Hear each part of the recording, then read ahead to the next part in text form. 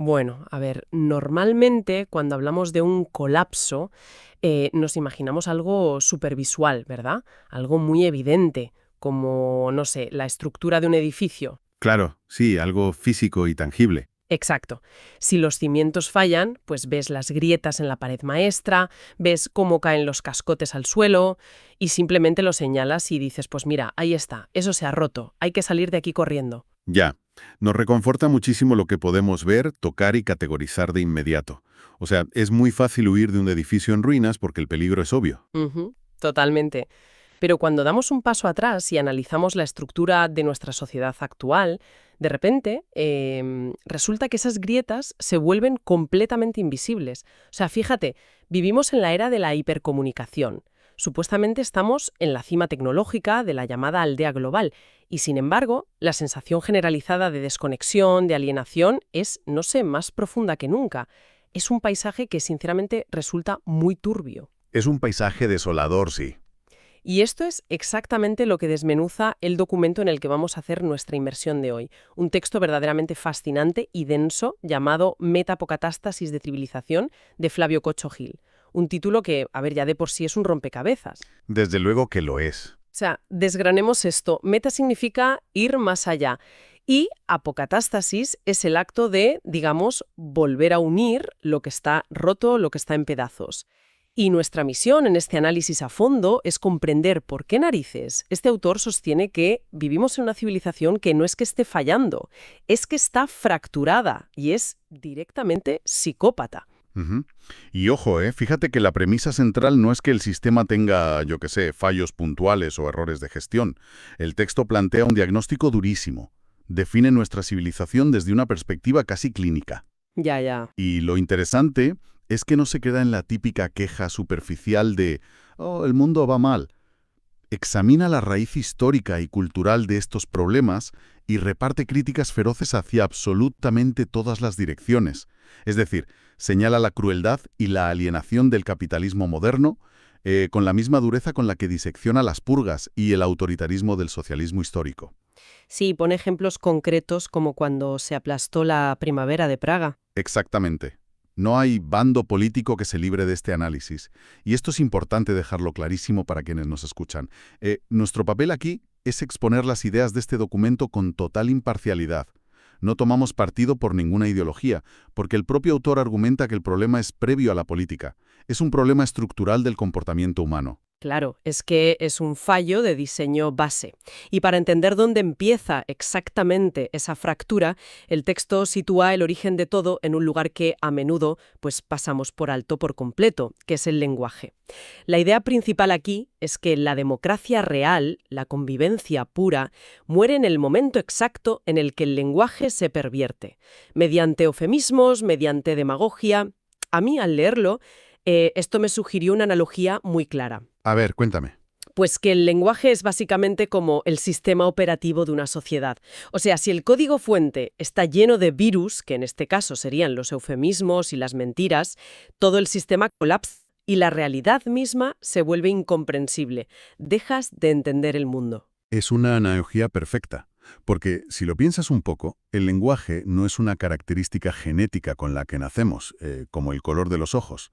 Es la primera y más importante aplicación cultural que nos instalamos en el cerebro. Ujú, totalmente. Es el vehículo a través del cual construimos nuestra relación con el mundo y con los demás. Entonces, siguiendo con tu ejemplo informático, los eufemismos serían literalmente un malware. Están diseñados para engañar al sistema.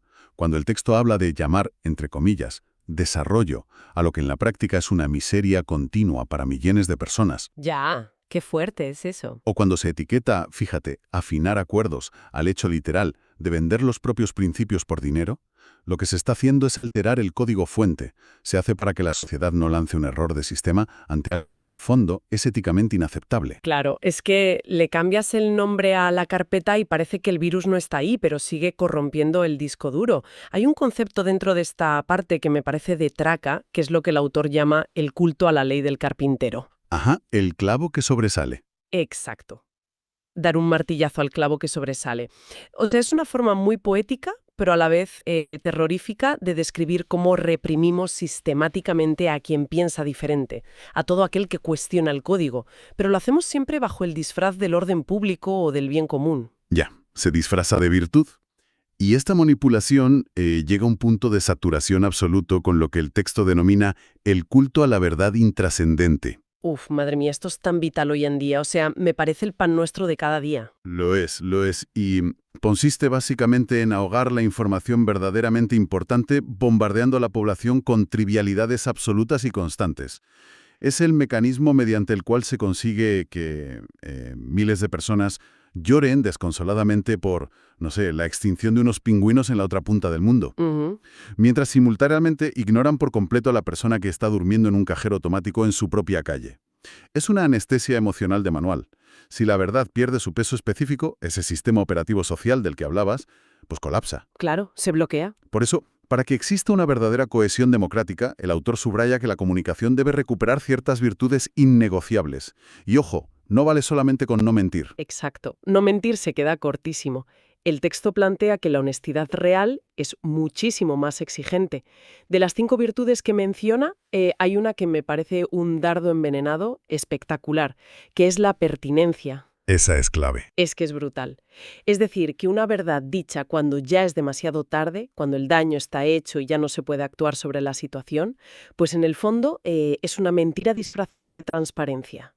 Realmente. Una verdad que no es pertinente es una autopsia, no es un diagnóstico. ¿Qué otra forma de verlo? Sí. Y a eso hay que sumarle la transparencia real, ¿no? Que significa que las decisiones se entiendan en su cómo, su por qué y su para qué.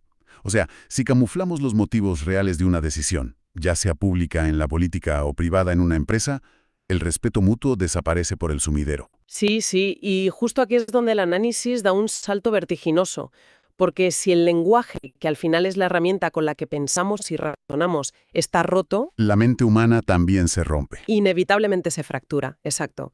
Y así pasamos de un problema teórico de comunicación a la dura y cruda realidad cotidiana. Y aparecen estos dos términos que a mí me han dejado bastante tocada. Una civilización psicópata y una civilización albañal, que básicamente significa la civilización de la alcantarilla. Pues, a ver, empecemos por la vertiente psicópata, si te parece. El término psicópata se usa aquí en su sentido más estrictamente clínico. Ajá. Hablamos de una desconexión absoluta de la realidad del otro, una incapacidad patológica para sentir empatía. Y el autor lo ilustra de maravilla, contrastando dos extremos del espectro social. Por un lado, tenemos la violencia que nace de la carencia absoluta. Sí. Describe una escena muy cruda, de unos adolescentes que están profundamente resentidos y que asaltan violentamente a una persona en la calle, en este caso a su propia madre.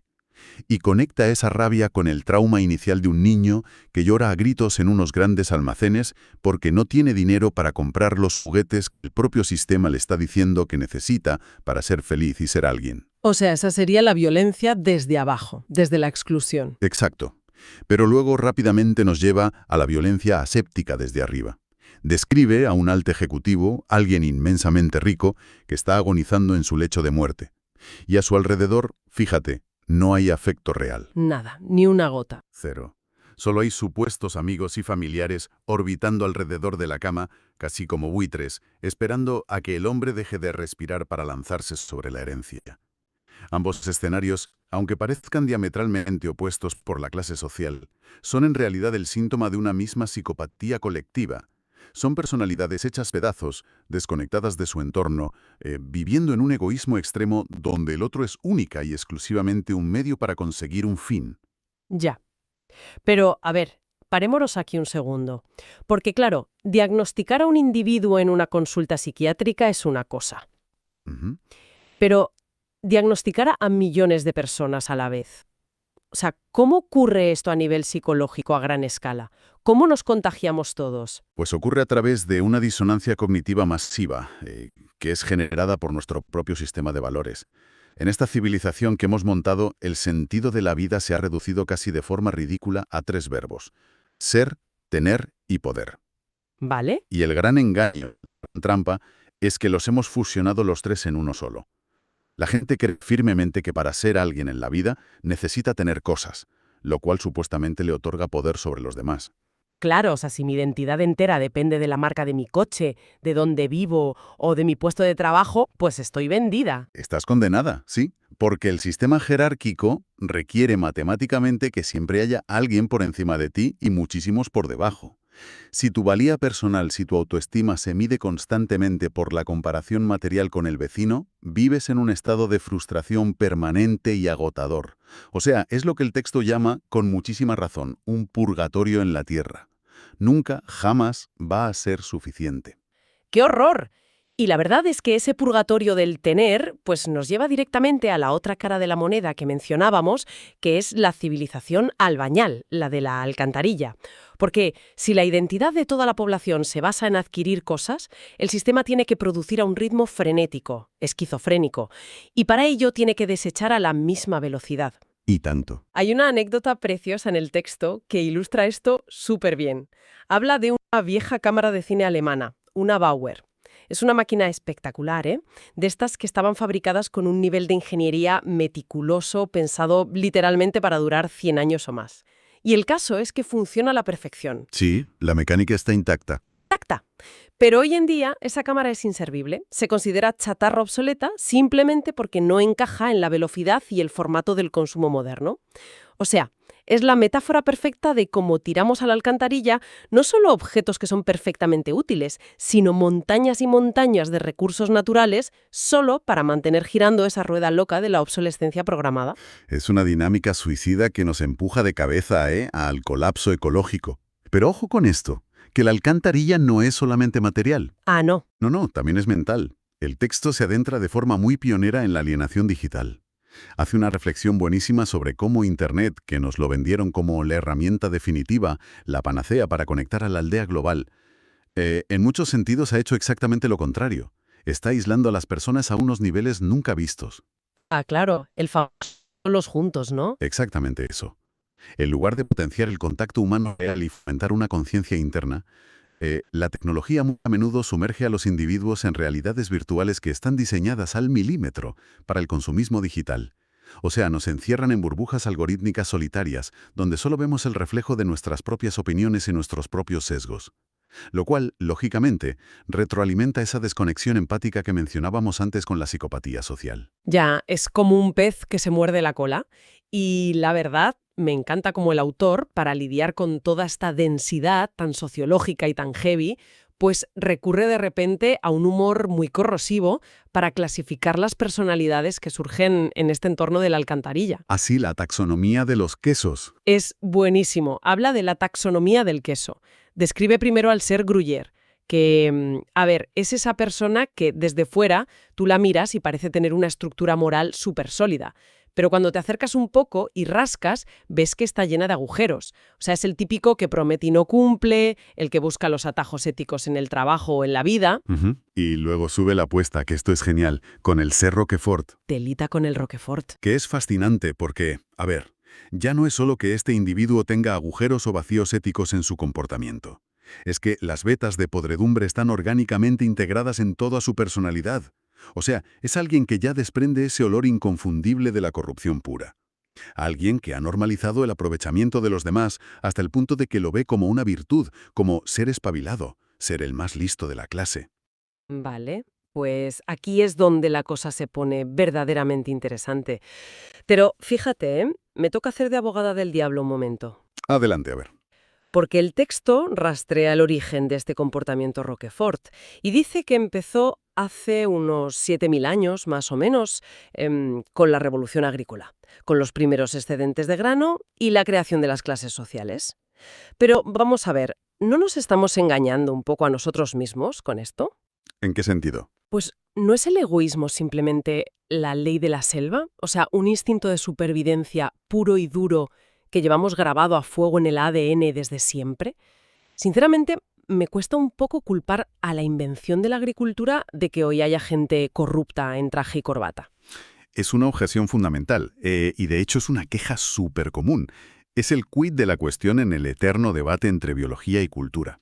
Pero ojo, porque la tesis de Cocho Hill no ignora la biología en absoluto, sino que la matiza de una forma muy inteligente. Vale. A ver, a nivel de hardware, por usar otra vez tu analogía informática, Sí. Poseemos un cerebro altamente desarrollado que nos dota de una conciencia de ego, una percepción individual que es intransferible. Y esa configuración neurológica, efectivamente, nos da la capacidad potencial para ser egoístas, porque experimentamos el mundo desde el centro de nuestro propio yo. Vale. O sea que sí que tenemos el equipamiento de serie necesario para ser unos cretinos, ¿no? Sí, sí, el potencial está ahí de fábrica. Pero aquí viene la clave de todo. Tener la capacidad no equivale a un destino biológico ineludible. Ajá. Es el entorno, son las circunstancias externas las que actúan como un interruptor. Durante cientos de miles de años de existencia nómada, antes de la agricultura, si te comportabas como un ser Roquefort, si acaparabas recursos sin compartirlos, el grupo simplemente te expulsaba. Y en la naturaleza salvaje, pues el aislamiento era una sentencia de muerte rápida. O sea, el entorno premiaba la solidaridad porque era literalmente la única estrategia de supervivencia viable para la especie. Ya veo por dónde vas. Y entonces llega la agricultura y nos cambia el tablero. Exacto. Con la agricultura aparece el excedente material. De repente, la comida se puede almacenar en graneros y proteger detrás de unos muros de piedra. Y claro, surgen los especialistas en proteger esos muros, que son los ejércitos, y con ellos surge la apropiación individual y la jerarquía social piramidal de toda la vida. Claro, el que tiene la llave del granero manda. Eso es.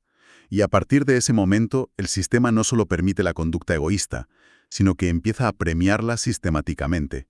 O sea, las condiciones del entorno cambiaron para favorecer al individuo Roquefort, porque pisotear al que está debajo se convirtió de la noche a la mañana en una ventaja competitiva. Ostras, me explota la cabeza con esto.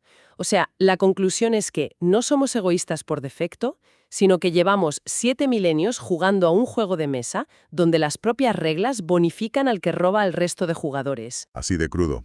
Y la prueba irrefutable de que no es un gen inamovible, de que es una contingencia histórica, es que a lo largo de los siglos, bajo circunstancias diferentes, el ser humano ha demostrado una capacidad asombrosa para organizarse de otra forma mucho más noble. Es verdad, da ejemplos de eso. Sí, el texto menciona, por ejemplo, el código Bushido en Japón, que paradójicamente surge en épocas de un caos militar y una crisis brutales, y sin embargo establece unas normas inquebrantables de rectitud, valor, benevolencia y lealtad que están muy por encima del beneficio propio del samurái. O también cita el propio Renacimiento europeo, que fue un estallido maravilloso de creatividad y de redescubrimiento humano que rompió en gran medida con las estructuras de poder asfixiantes de la Edad Media. Claro, y esto nos da un rayo de esperanza gigantesco a los que leemos el texto.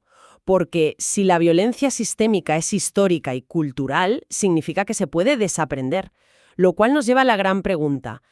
Si la estructura piramidal agrícola fue nuestro gran error arquitectónico, ¿cuál es el plano correcto para reconstruir esto? Ujú.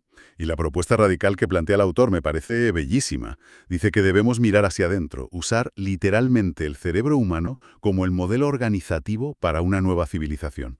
Es que, piénsalo, es el sistema de procesamiento de información más avanzado y eficiente que conocemos en el universo. Totalmente. Si analizamos cómo funciona nuestro propio cerebro a nivel neuronal, nos damos cuenta de que es radicalmente opuesto a nuestras jerarquías sociales actuales. Es un sistema hiperdescentralizado, deslocalizado. O sea, no hay un director general en el cerebro. No hay una neurona jefa sentada en un despacho enorme en el lóbulo frontal dictando cada orden hacia abajo. Es pura colaboración horizontal. Absolutamente. Las neuronas asumen múltiples funciones, procesan información en paralelo, interactúan en todas direcciones simultáneamente. Y lo más fascinante de todo, si una región del cerebro sufre un daño, otras áreas pueden reprogramarse para compensar esa pérdida. Tienen una versatilidad brutal, una plasticidad increíble. Claro, imagínate por un momento, para quienes nos escuchan, que intentáramos trasladar esa biología a nuestro día a día. Que una fábrica de zapatos, un ministerio público o incluso, no sé, el gobierno global funcionaran como una gigantesca red sináptica. En lugar de ser insectos sociales, donde, digamos, el 99% de la gente está programada simplemente para fichar y obedecer órdenes que bajan de una cúspide intocable, Ajá. pues cada individuo tendría la capacidad y la responsabilidad real de procesar la información de su entorno, innovar y actuar. Y esta idea de humanidad interconectada, el autor la bautiza como Noos Gaia. Ese concepto es clave, Noos Gaia. Sí, Es la concepción de la Tierra como un gran organismo vivo, donde nosotros, los humanos, deberíamos funcionar de forma colectiva y cooperativa como su sistema nervioso central. Es una imagen preciosa. Pero, claro, conseguir esa nous Gaia, dar el salto de la pirámide de poder a la red neuronal igualitaria, pues no es algo que se logre firmando un decreto ley en el Parlamento. Ojalá fuera tan fácil. Requiere una transformación cultural que tiene que ser sísmica, y el texto hace muchísimo hincapié en un requisito que considera indispensable para lograrlo. Lo denomina tiempo recreativo. Y ojo con esto. Sí, ojo. Porque no se refiere a tener tiempo libre para tirarse en el sofá a hacer maratones de series de forma pasiva. No es eso. Se refiere a tiempo vital liberado de la producción económica. Tiempo para pensar, para asimilar conocimientos, para cultivar la empatía y la conciencia cívica. Implica, en el fondo, dinamitar por completo ese mantra tan tóxico y capitalista de que el tiempo es oro. Es que si el tiempo es solo oro, si es solo dinero, reducimos toda la existencia humana a un triste balance contable. Nos convertimos en recursos, en hojas de cálculo, no en neuronas de un sistema vivo. Tal cual.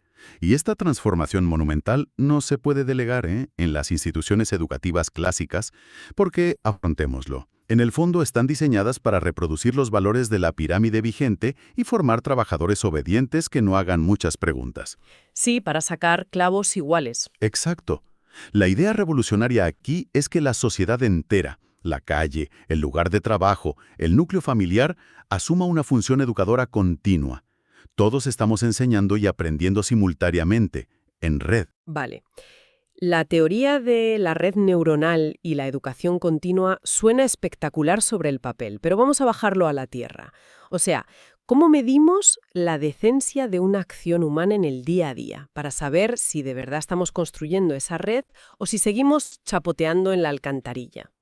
Para ilustrar esto, el texto recurre a una parodia literaria que me pareció maravillosa, ambientada nada menos que en el Purgatorio. Aparece un personaje llamado Don Cipote. Gran nombre. Sí, que representa básicamente la encarnación del capitalismo salvaje y egoísta, el típico de la cultura del pelotazo, el trepa. Y este señor es sometido a un juicio. Y fíjate que el juicio no se basa en leyes de un código penal, sino en un escrutinio ético implacable llamado el juicio de las 7 lámparas. Son literalmente 7 preguntas fundamentales que se aplican a la actividad de cualquier ser humano. Algunas son muy directas, Por ejemplo, la primera. ¿Esta acción se realiza única y exclusivamente por dinero? Si la respuesta es sí, la acción es corrupta de origen. Se acabó el debate. ¡Pam! Así de claro. O por ejemplo, otra lámpara. ¿Es una actividad transparente y compartida por muchos? ¿O es el privilegio opaco de unos pocos que se esconden en despachos? Pero hay 2 de estas lámparas que me parecen las más poderosas de todas. Una es la exigencia de la creatividad. Es decir, el tribunal pregunta, ¿lo que haces aporta algo verdaderamente constructivo, algo nuevo a la humanidad?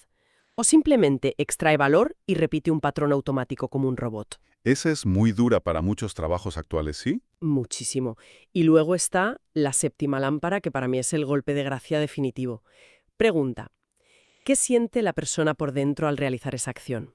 Porque, a ver, puedes estar en un rascacielos ganando millones a espuertas, pero si por dentro sientes un vacío existencial inmenso, si tu subconsciente está atormentado y no tienes paz interior cuando te vas a dormir, la lámpara dictamina que esa acción es un fracaso humano absoluto. Da igual tu cuenta del banco. Es que esa 7ª lámpara desarma por completo todo el teatro de las apariencias sociales. Y es precisamente esto lo que nos lleva al clímax del juicio en el purgatorio, que tiene un giro narrativo brutal. Resulta que en este tribunal celestial, el fiscal que acusa vehementemente a Don Cipote se llama Don Pueblo. Sí, Don Pueblo. Que obviamente representa a la sociedad común, al ciudadano de a pie. Don Pueblo está súper indignado, exige la pena máxima para Don Cipote por haber destruido el planeta y haber corrompido el tejido social con su avaricia. Sin embargo, cuando la luz de las 7 lámparas ilumina verdaderamente la sala del tribunal, se revela algo tremendamente incómodo para todos. Es el giro del espejo. A mí me dejó helada. Las lámparas muestran que Don Cipote no es un villano alienígena que, no sé, vino de fuera en una nave a invadir y someter a la pobre sociedad. Resulta que don Cipote es literalmente el reflejo deformado del propio don Pueblo en el espejo. O sea, es la suma y el producto de los pequeños egoísmos diarios, de la avaricia tolerada en el bar, de las veces que don Pueblo miró para otro lado ante una injusticia porque no le tocaba a él directamente. Ética de cada individuo, la nueva estructura que montes volverá a reflejar exactamente los mismos defectos, y en 10 años pues tendrás a un nuevo don Cipote, pero con otro nombre y otra corbata. Totalmente. Porque la democracia, y esto es el corazón de la obra, no es un sistema de gestión burocrática, ni consiste en ir a meter un papelito en una urna de plástico cada 4 años y lavarte las manos. La democracia real, según todo este análisis, es una conducta diaria. Es como le hablas al panadero, es la pertinencia de tus verdades, es tu nivel de solidaridad activa en las pequeñas acciones cotidianas. Sin esa base ética y cotidiana, que debe ser aplicada de verdad en el día a día por todos, pues cualquier edificio político que intentemos construir, ya sea liberal, socialista o lo que sea, estará condenado a llenarse rápidamente de esas grietas invisibles de las que hablabas justo al principio. Claro, se cae a pedazos. Y terminará perpetuando la violencia, ya sea de forma física y brutal o de forma aséptica y económica, empujando a la gente a la alcantarilla. Madre mía, pues tela marinera con el recorrido que hemos hecho hoy en el análisis. O sea, hemos empezado viendo cómo la corrupción de un sistema entero arranca infiltrando virus en su lenguaje operativo, transformando las palabras en pura anestesia. De ahí hemos bajado a las profundidades de la alcantarilla para ver esa civilización psicópata que está consumida por la obsesión del tener. El purgatorio. Y creo que lo más vital que hemos rescatado hoy, con lo que me quedo, es que todo este dolor estructural, esta arquitectura piramidal que premia el ser Roquefort, no es un destino biológico inmutable grabado en nuestro ADN, es un fallo organizativo de hace 7000 años. Y si empezamos a usar nuestro propio cerebro como plano, somos perfectamente capaces de rediseñar las reglas del juego. Así es. Y fíjate, para cerrar este espacio me gustaría plantear una última reflexión tirando un poco de ese hilo de la nosgaya que hemos comentado antes y que creo que va a dejar a la gente pensando. A ver, sorpréndenos. Si verdaderamente concebimos a la Tierra y a su biosfera como un inmenso organismo vivo, y a nosotros la humanidad en su conjunto como su sistema nervioso central, esto cambia de una forma radical cómo entendemos las crisis globales actuales. ¿En qué sentido lo dices? Pues piénsalo un segundo. Cuando un cuerpo biológico está infectado por un patógeno severo que amenaza su supervivencia, ¿qué es lo primero que hace el cuerpo de forma natural? Pues sube su temperatura. Genera fiebre. Desata una respuesta autoinmune violentísima para intentar quemar y eliminar aquello que lo está matando por dentro. Entonces quizás el colapso ecológico, los eventos climáticos extremos que cada vez son peores y la profunda inestabilidad global que estamos presenciando no sean simplemente un error de cálculo macroeconómico. ¡Ostras! ¿Qué pasaría si todo esto fuera la respuesta febril del propio planeta intentando curarse a sí mismo de un sistema nervioso? Nosotros, que ha entrado en un bucle psicópato y está destruyendo al huésped que le da la vida. Buah, es una imagen que se te clava en la mente. El planeta subiendo la temperatura para sudar la infección que somos nosotros. Y nos devuelve justo al punto de partida de nuestra charla. O sea, las grietas ya no son invisibles, la fiebre está ahí, la estamos sintiendo todos, y la decisión que nos queda sobre la mesa es absolutamente implacable. Elegimos reprogramarnos por fin para ser neuronas que cooperan, que sanan y que llevan la conciencia de todo el organismo vivo, o nos resignamos cómodamente a seguir actuando como células cancerígenas en una civilización de alcantarilla. Pues nada, ahí lo dejamos, para pensarlo muy despacio y, a ser posible, usando nuestro recién descubierto tiempo recreativo. Muchísimas gracias por estar ahí y hasta la próxima inmersión.